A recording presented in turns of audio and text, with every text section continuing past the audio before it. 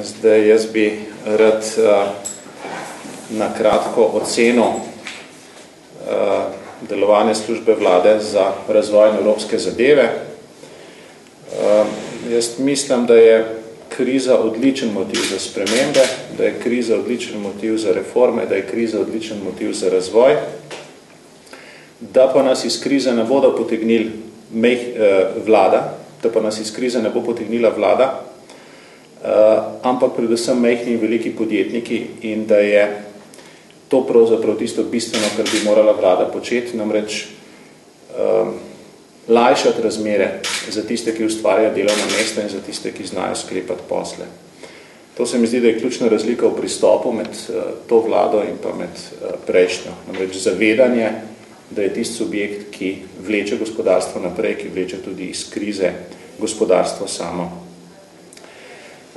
Zdaj iz same službe je nastal organ, ki se po mojem mnenju preveč ukvarja s tekočimi zadevami, ki sodijo v kabinet predsednika vlade, ki sodijo na finančno ministrstvo, ki sodijo deloma celo na ministrstvo za gospodarstvo. Premalo ambiciozno pa se ta resor ukvarja s spremembami, z reformami in z razvojem.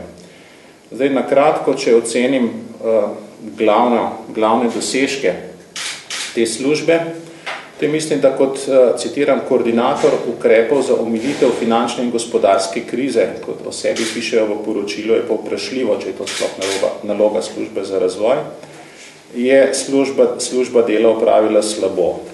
To ni moja ocena, to je ocena gospodarske in obrtne zbornice, pa vam lahko citiram kasneje podatke. Služba je podcenila težavnost reforme proračuna,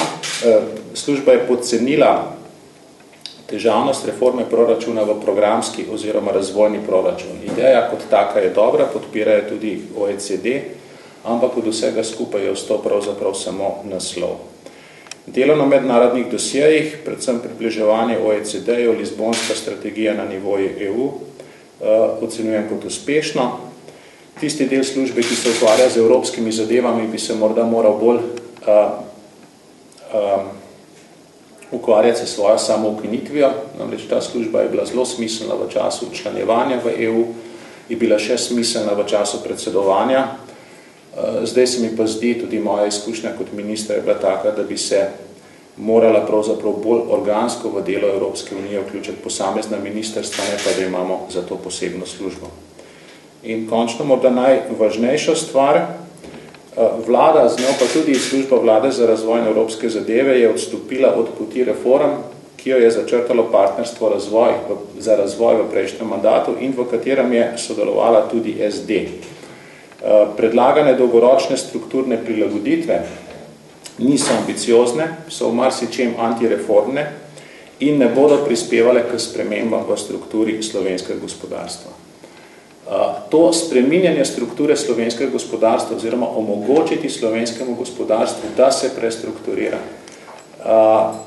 ga spodbuditi k temu, pripraviti razmere, da bo to lahko opravilo ono samo, je pa bistvena naloga te službe in edini smisel njenega obstoja. Zdaj, sama kriza in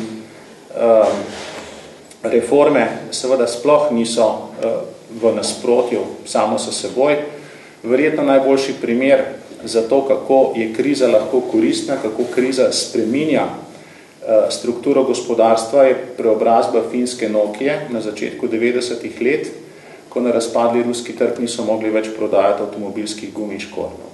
To se je zgodilo zaradi gospodarske krize. V krizi niso reševali delovnih mest, ampak se je podjetje prestrukturiralo. To je bilo preden je Finska postala vodilna sila v vlaganju v raziskave in razvoj. Zdaj v pismem gradivu ste dobili nekaj ocene, kako je vlada reagirala na krizo, pravzaprav slabo in v taktičnem, torej v takojšnjem smislu in v strateškem. Bruto dodana vrednost v Sloveniji pada 3 četrtletja zapored, to je ena od redkih držav, kjer se to dogaja. Vse ostale države, potem ko so videle, da je kriza, ko so videle, da se nekaj godi, so za nekimi ukrepi to padanje začele preprečevati. V Sloveniji to traja predolgo. 3 četrtletja zapored.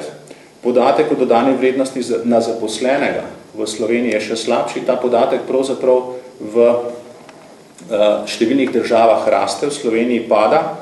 Danes je prišel podatek, da Slovenija beleži največji padec cenovne konkurenčnosti. Skratka, tisto, kar se v svetu, v svobodnih tržnih gospodarstvih zdaj dogaja, je, da podjetja pravzaprav zelo, zelo močno delajo na stroških, krčijo stroške, povečujejo učinkovitost in bodo iz te krize prišla bistveno boljša, kot so v krizo vstopila.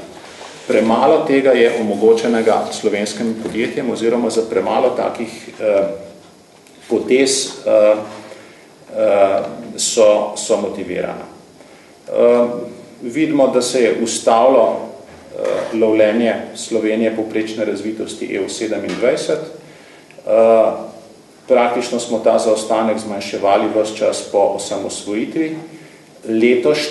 Letošnja bilanca bo pa taka, da bomo pristali nazaj na zaostanku, ki je veljalo nekje med letoma 2003 in 2004.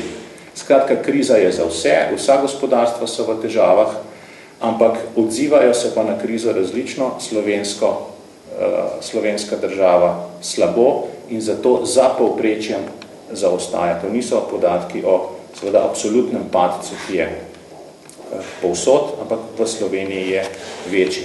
Marsikakšen ukrep, ki ga je predlagala prejšnja vlada, že pripravila, ponavljala opozicija, ni bil sprejet.